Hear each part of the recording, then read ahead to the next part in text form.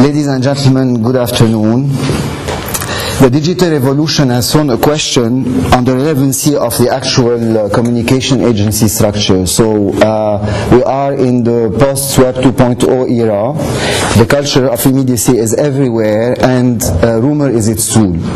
I believe rumor is the next media frontier, and in order to prove that my hypothesis is right, I've put a plan in two parts. First, I will explore the effectiveness of rumor before Web 2.0 and since the appearance of Web 2.0, and then I will optimize the integration of rumor into the brand agencies. First, the effectiveness of the media. Second, the implementation inside an agency. Rumor is one expression of word of mouth that's known to be the oldest media in the world. It's a phenomenon of mass transmission by any means of communication that often a mixture of truth and untruth. Will Sergio Gordillo come to the school or will he not? Told by one person to another. Obrigado. And then it's a product of time and place. It cannot be separated from the ambient societies in which it blossoms.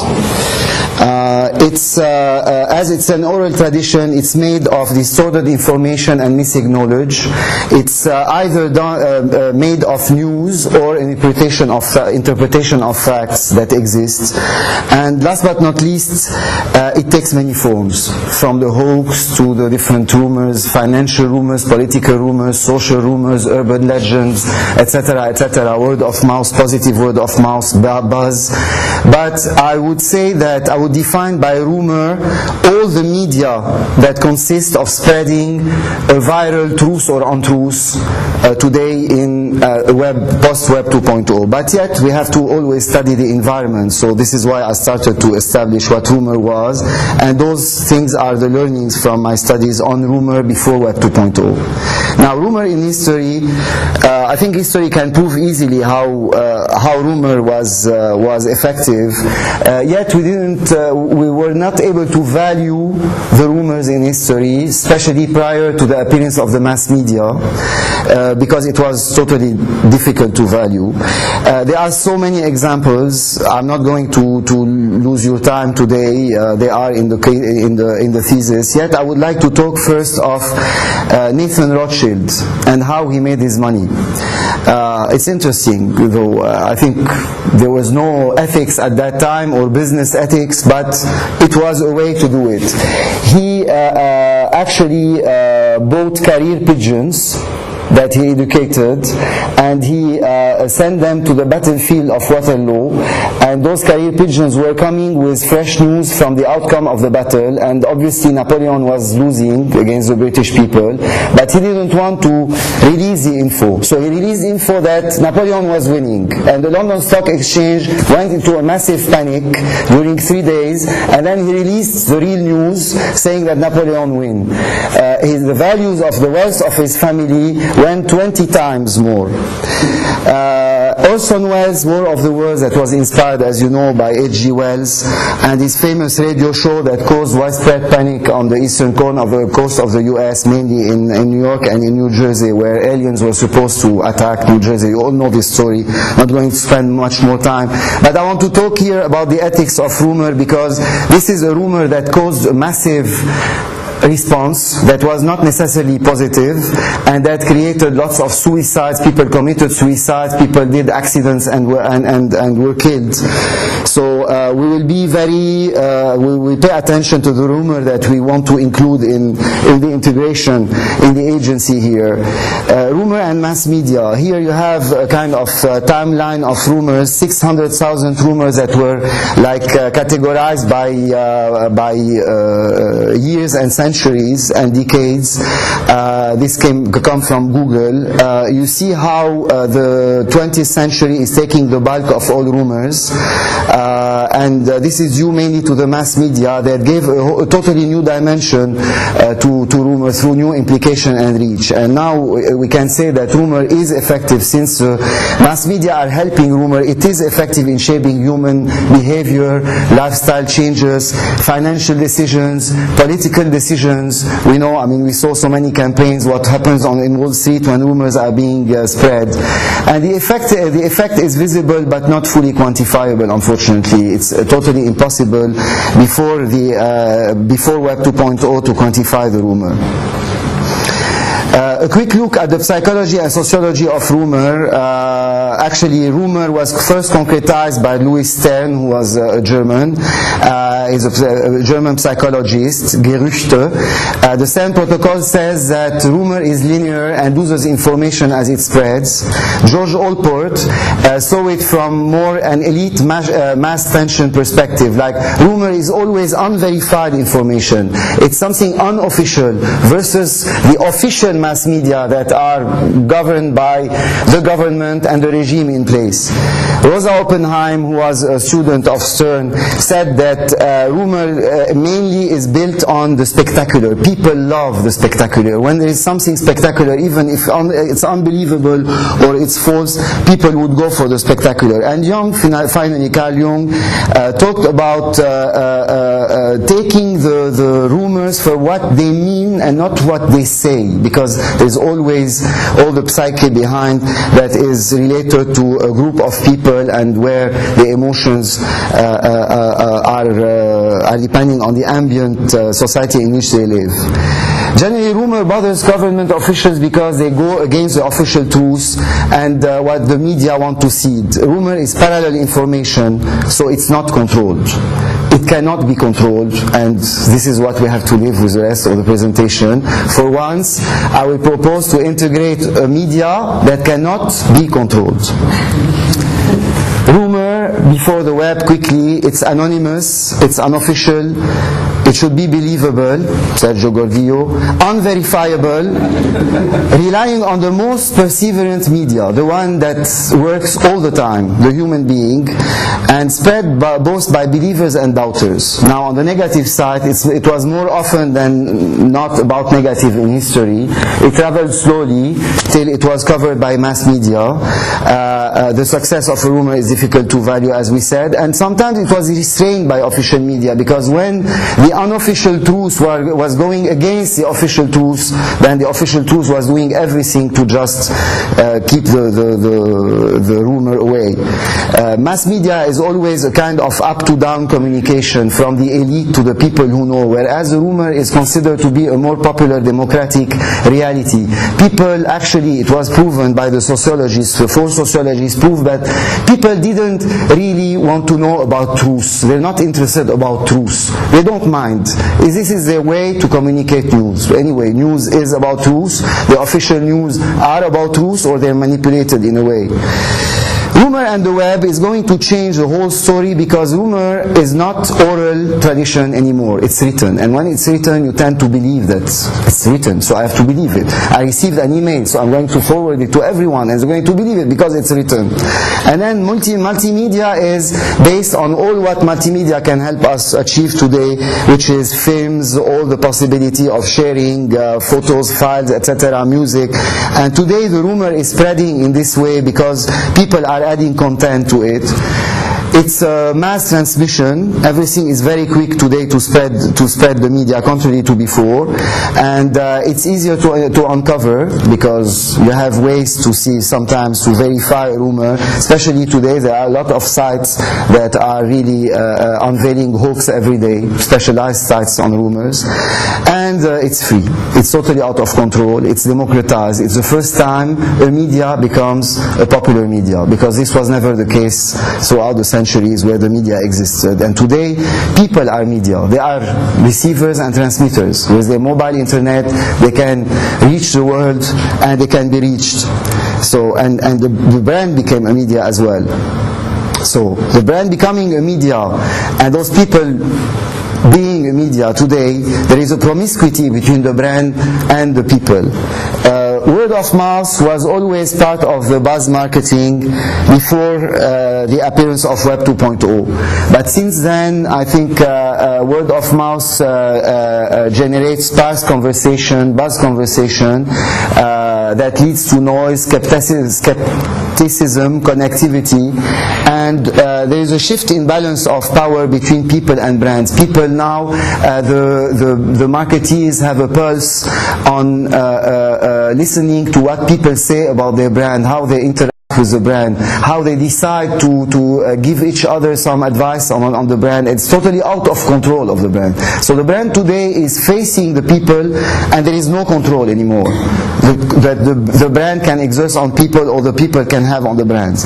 And today we know the power of the viral and of the rumor, where one person can shout to 1 million others.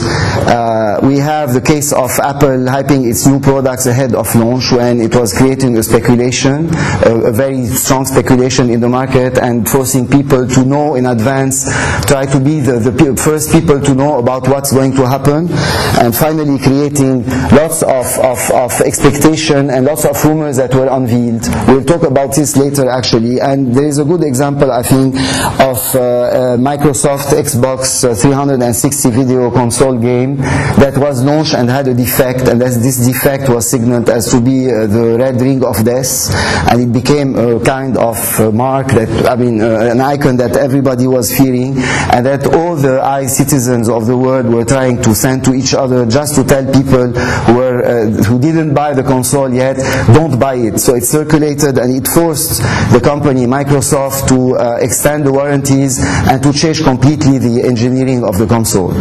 So we see that a rumor finally is good, because the rumor is helping the products becoming better. This is about good governance. We'll see it later. Today, a brand which wants to be on viral or digital cannot anymore suffer from any imperfection. I think it's a time where not having really the best respect toward the consumers are over. Today, you have to respect the consumer, and you have to respect the product that you're doing, and you cannot launch it before it's ready to be launched. What are the human drivers that let people so much interfere with rumor every day? They launch their own rumor for fun, they send rumors, they spread rumors that they receive. First, obviously, it's the strive for freedom. Everybody wants to be free, especially after all they suffered, karmas of official media controlling everything and nobody being able to express himself or herself. The strive for recognition. When you launch you're the first person to launch a rumor inside your group, your peer, your social peer, then you rise in the hierarchy of this group. And then for connectivity, today you can launch a rumor from different sources. So imagine the potential of multiplying effect that you can have for the spreading. And the culture of immediacy here, that is very important, because I want everything right now. And the playfulness, because somewhat it's important to play with a brand and to play, to interact today. This is, I think, one of the biggest drivers of human beings today in the 21st century. Rumor and the brands. I have some examples here. I don't know if I'll be able to show everything, but at least I will try to speak about some of them. Apple, we know that they did product hype through rumors for the iPhone launch, for the iPhone 3GS launch, and for the iTunes rentals, etc. They have now a very active rumor community that is spreading those rumors. There are accurate rumor predictions on all major Apple launches, whereas supposedly Apple is supposed to have a policy of secrecy concerning the next launch that we're going to. But this is part of the deal. And there are a multitude of lawsuits against rumor sites and leakers. But we don't know yet, and this is what is fantastic in this whole story, we don't know if Apple orchestrated the whole thing, asking people to generate all this hype, and then preferred to pay awards in courts instead of paying real money, because it boils down to the same finally, to those people to talk about the products or not. This will never be really found out unless Steve Jobs talks himself, but I think lots of people are doubting this anymore anyway. But this is not a campaign, but this shows you how rumor can be used in different ways. Actually, the examples that I chose to show in the presentation are very different, so it shows you a palette. Then this example that you all know, Still Free, it came after a law that was issued in New York City and in New York State, where you cannot have graffiti art in the street anymore, and the people were, I mean, Mark Echo and his agency Droga 5 wanted really to spread the word differently. So they built on something that was a common shared passion between the consumers and the communities, and they finally launched this ad that you're going to watch, and we're going to talk about it later. Sorry, no. Sorry. Okay, you get the thing. This was posted on YouTube, and it was sent as a viral link, and people discovered Air Force One that was tagged, and then this became the talk of the country, and it created even 3 negations by the Pentagon. It showed on 3,500 websites, 100 major broadcast news appearances, 17,000 global news outlets, etc. You see all the results, and it was a huge success for Mark Echo, that finally revealed the hoax and said that he wanted to spread the word. To spread the word around freedom of expression. Next example, very quickly, I will talk about is a subservient chicken that Burger King launched. At the heart of this campaign was a website with this character of a chicken, a guy in a costume that was executing the order, any order of action that you'd ask to do. And it became, finally it was revealed to be linked to Burger King, and it got a lot of success as well, as you see the results. The Global Freeze is a campaign that we did for Saudi Arabia, where it's generally 45 degrees in the sun, and in summer we had to launch menthol Head and Shoulders, and we observed the global situation of weather, and we created blogs, weather report blogs, before seeing that there was a hurricane that was coming that was called Gonu, and we became actually the reference of weather reports in the whole Arab world. So when the hurricane came, everybody was on our site, and everybody got the reflex of going to our site. So we prepared a campaign where we started talking about snow in the middle of summer in Saudi Arabia that was just getting there, and finally we got some photographs that were true, because it was like, I would say, more like gel than snow. And finally people started, the fan producers, the people started to add content and to send like this picture and other pictures. So people tended to believe it was a massive 500,000 people in Saudi Arabia who followed it. Even a reporter that they sent, we finally took him and we made a commercial with him. I don't have time to show you all this, unfortunately, but anyway, and the brand reached 25% market share, which was the first time ever it reached that in Saudi Arabia. This one in Cannes this year is the best job in the world, obviously not for creative leaders. The only thing that you have a great salary. They used the Queensland Tourism want to promote their remote islands and in Australia, and they decided to hire someone in the classified ads worldwide. It was in all papers, in all magazines, on all websites. You require just one person to take care of the pool, to feed the fish, and to collect the mail, and it's paid a fortune. And lots of people started to send their their application. Plus, they did campaigns for promoting themselves as well. And this was also a huge engagement where people can add content to the content. And finally, very quickly, the art of heist, where unfortunately this takes ages. This is what we call the alternative reality game, where you have, and it's an advert gaming that was based on a rumor-based campaign, where there is an ODA3 that was stolen, and then a company made of characters of games that is supposed to retrieve the car, and you have to follow this and to help them as gamers, and it took 90 days to find the car finally.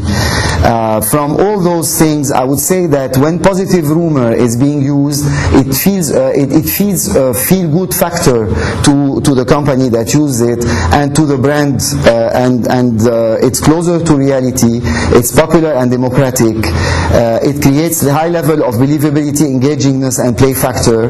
The success of a rumor can now be valued thanks to specific metrics and source of perpetual content for storytelling and story sharing with the consumers.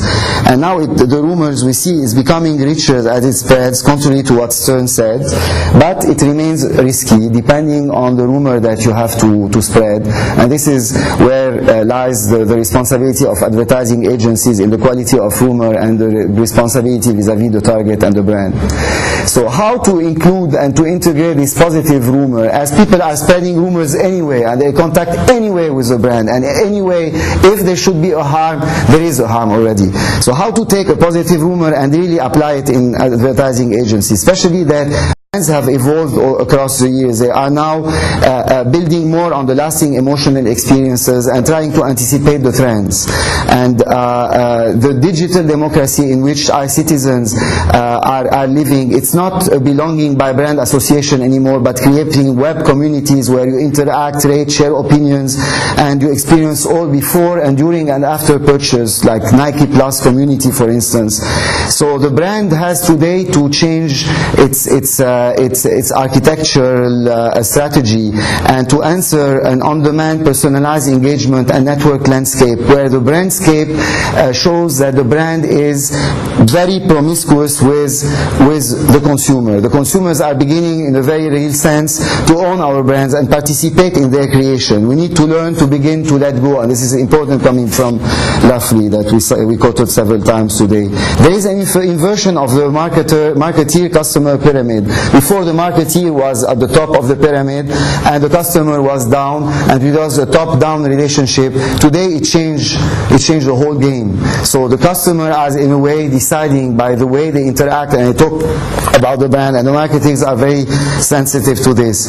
In the world of CSI, create, share, influence, the 3 commandments of web community, people want to take about them and in the social media, and especially a shared passion. We go to a new format of communities and customer being part of the communities, where it should be a shared passion, where the brand should find a role. Like for instance, in the Marc Eco example, the shared passion is a kind of disrespect for George Bush. So when everybody has a disrespect for George Bush at a moment, then it's easy to spread a rumor because it banks on this.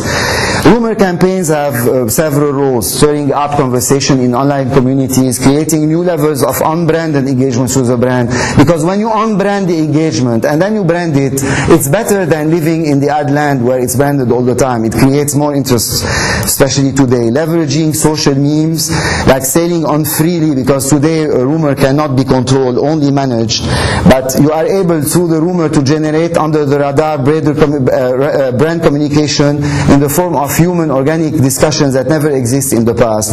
And sometimes for the launch of campaigns, of products, of new products, you can test or pave the way for acceptance for those products. So if we want to integrate rumor in an agency, we have to integrate it in the communication brief. In the communication brief, that doesn't mean that it should be part of each and every campaign. In the business strategy, because now it is important, it will be a central pivot of the agency. You have also to create a rumor strategy for that, to manage rumor and help keeping it on the track, the initial track that you wanted to keep, and especially changing the approach of planning. A rumor strategy should start from the premise that the strategy cannot be controlled. First, it defines the rumor, what it is, what does it offer to the communities, the quality of content that's going to be evolved by the communities, started by the agency, but people are going to add content and share content. The spreadability, what are the best tools to engineer the links and to spread the rumor, who are the stealth ambassadors that are going to help you outside the agency, like bloggers, vloggers, fan producers, the different scenarios to keep a rumor, and when not to sign a rumor, when to launch a counter rumor, how the rumor interacts with the overall campaigns. And here it's important to keep the same expectations between the client and the agency and have the same engagement metrics about the result of the campaign. And finally, the value and the relevance, because you have to link this rumor to the brand and communities. The wealth of rumor, for those who think that it might be boring after a while, can change all the time, and it's much less formatted than the traditional media that we have witnessed for a while, with the possibilities of the different combinations of content and links. You can say that today it's an emerging media yet. Traditional planning approach used to go from the brand to the people to the media. Today we should shift from identifying first the truth in each and every human being and observe the community interaction, then see what are the media insights and where are the media channels that they are using, and finally find a brand benefit that is relevant to this collective desire. So it's another way to skin the cat completely. The traditional brand agency, you all know, the integration is outside the agency. Everything is very pyramidal. The digital agency doesn't have integration, just the digital, but finally the structure is the same. It is still pyramidal. What I would like to propose is to have a circle of excellence. This creates more fluidity in the work. It combines the blue circle that you see. It's a traditional circle where you have art director, copywriter, a strategic planner, a CRM and direct specialist, and online finalizer, technical artist. And at the core of it, you have a circle of immediacy. The circle of immediacy is going to manage the rumor. It's made of a rumor PR planner who is in charge of the strategy, the experienced planner who knows about the communities, the itinerary architect who's going to just engineer the link, a film editor, and the two digital creatives, the content editor who is now more a publisher than a copywriter, and the digital content designer. This core team is working day and night like doctors, like professions, like reporters in CNN, for instance, because they have always to manage rumor all the time. The other group is just working with it. So the whole thing is like a spinning, how do you call it?